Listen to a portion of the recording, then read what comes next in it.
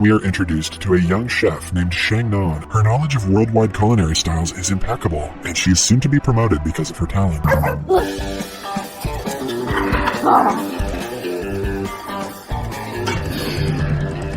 我干嘛？知道我为什么要跑？因为我讨厌你，讨厌你们一切。你叫我人才干嘛？我爬上去还不行吗？我爬下去吧还是？滚！我在我，你就在哪？你那么烦我，干嘛来找我？我只是讨厌你的脑子笨，说话没逻辑，做事情欠条理，其实是在乎我犯罪的道理，让你站得像猪。那就是不喜欢我，对不对？啊！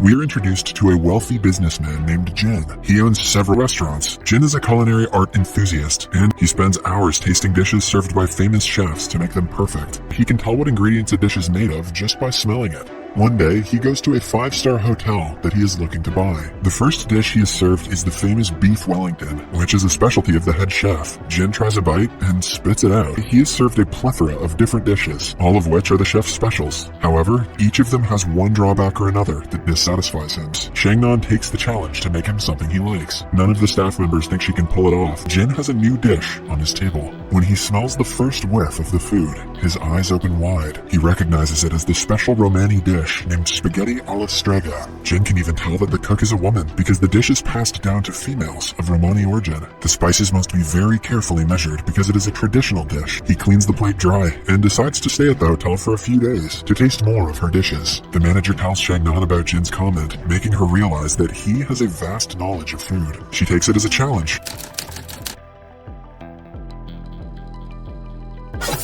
Shang Nan is also dating the restaurant's general manager. One afternoon, after enjoying everything she made for him, he reveals that he wants to break up because she is too skinny for his liking. Shang Nan is heartbroken. Later that day, Jin is on his way out when he notices her sitting on his car's hood. He doesn't recognize her as the chef since he's never seen her face. Shang Nan thinks the car belongs to her ex-boyfriend and scratches it to teach him a lesson. When Jin calls her out, she realizes she came to the wrong floor. She quickly apologizes and promises to paint it like new. At night, Shang Nan gets drunk and climbs on the roof. At the same time, Jin is making ramen in his room. He believes that even the 2-minute noodle is a difficult dish to make, since one has to measure the ingredients and time precisely. Just when he is about to take a bite, someone falls on his balcony. It is none other than the drunk Shang Nan, who has fallen from the roof. When she refuses to go out, Jin puts her into a suitcase and keeps her inside the elevator. She is found by 2 staff members who go into a frenzy, assuming that she is a dead body. In the following scene, Jin is locked inside a cell with other criminals. Shang Nan is outside explaining what happened to the policeman. A while later, Jin's assistant arrives and bails him out. Jin hopes to never meet Shang Nan again, but they cross paths the very next day. Shang Nan is helping some kids when she accidentally touches a beehive. The bees attack Jin, making his face swell. Having had enough of her, he gives her a watch that will alert him if she is near him.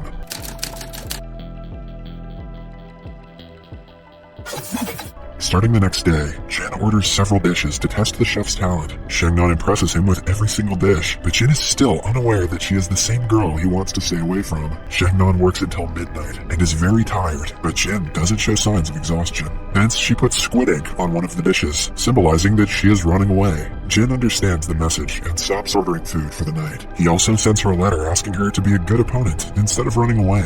The following day, Jin has to appear in an interview. At the same time, Shang Nan finds out the picky client is none other than the same guy she has to stay away from. Scared that her watch will ring, she tries to run, but falls into the swimming pool. For the next meal, Jin wants Shang Nan to showcase her creativity. Instead of the name of the dishes, he sends her 3 themes that she is free to interpret however she likes. The themes are a time, a place, and a moment. For the first theme, Shang Nan makes extremely spicy seafood, indicating summertime.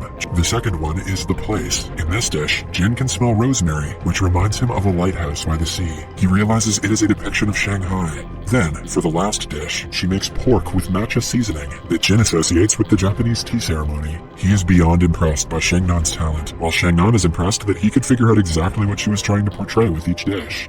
He asks the waiter to bring the chef so she can explain its meaning personally. Afraid to face him, Shang Nan sends the head chef outside with her message. He reveals that the truffle grows underground and eats everything around it to maintain its power. Shang Nan believes Jin is like a truffle, which is why she made it. Jin refuses to believe the head chef and goes looking for Shang Nan, but she runs away before he finds her. A while later, they bump into each other in the bathroom. Jin smells the scent of food from her and recognizes her as the chef who has been cooking for him. The following day at work, he turns off his watch and catches her cooking in the restaurant's kitchen. Shang Nan has to reluctantly admit that she is his chef. She also affirms that the truffle was to symbolize his arrogance. Jin gives it a thought and praises her for understanding him better than he understands himself. Later, he is in his room when he gets a call from his father, Mr. Liu.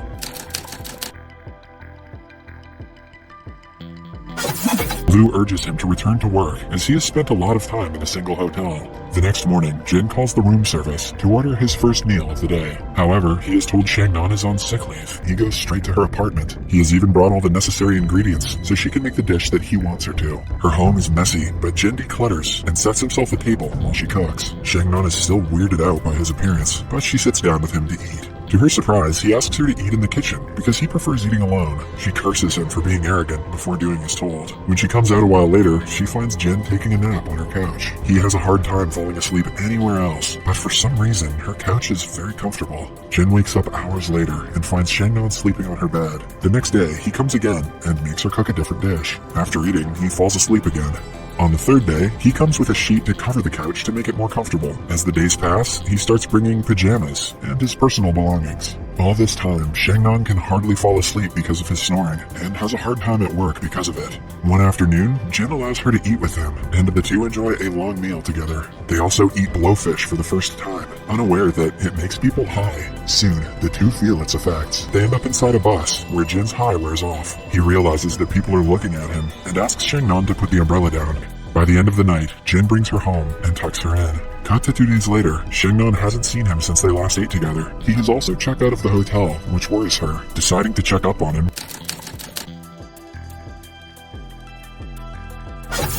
she arrives at his home. To her surprise, he is enjoying a meal made by his personal chef of 7 years. The women instantly see each other as rivals and try to prove how important they are to Jin. In the end, an infuriated Shang Nan storms off in anger. The next day, the other chef comes to meet Shang Nan at work and asks her to be an assistant chef for Jin. Shang Nan refuses, asking her to go away. At night, Jin comes to her apartment to apologize, but drives away at the last minute. He goes to the restaurant the next day and fires all the kitchen employees. He has decided to buy the hotel, but since it doesn't live up to their standard management-wise, their company has decided to use it for something else. Jin tries to talk to Shang Nan, but she doesn't want to listen to a word he has to say. During dinner, Jin asks his chef to join him. She is surprised because over the course of 7 years, he has never asked her to eat. She reveals that she only made one portion, like she always does. After she leaves, Jin gets a message from her, saying that she cannot be more than a personal chef to him. Jin has to catch a flight in a few hours. He wants to see Shang Nan before leaving, but decides against it. In the following scene, he is with his father, who is disappointed in him for letting his personal interests get in the way of business. They have a meal together, and Jin asks Mr. Liu if he has ever been in love with someone. His father answers that he doesn't indulge in anything that doesn't support his business. At this moment, Jin registers he doesn't want to be like his father. He takes the next flight to Shanghai to meet Shang Nan again.